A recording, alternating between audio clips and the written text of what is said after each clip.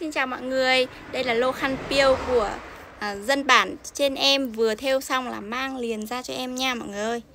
Khăn piêu có làm rất là đẹp luôn và yên tâm là không qua trung gian rồi, đã thu mua trực tiếp của dân nhé mọi người ơi. Thì dân thêu, các cô gái Thái thêu vô cùng vất vả mới có thể xong được một chiếc khăn piêu đẹp như này ạ. Đấy, vô cùng tỉ mỉ nha, hoàn toàn là thêu tay luôn ạ.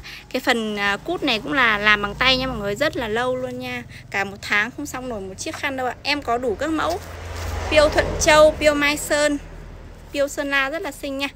Mọi người cần xỉ lẻ số lượng lớn cứ inbox em nhé. Em đủ hết số lượng lớn luôn cho mọi người ạ. Bao nhiêu cũng có nha.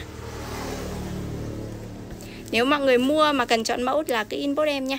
Mua về nhà chồng này, có con đi lấy chồng mà còn thiếu piêu, hoặc là mua để trưng bày hay múa hát thì cứ inbox em nhé.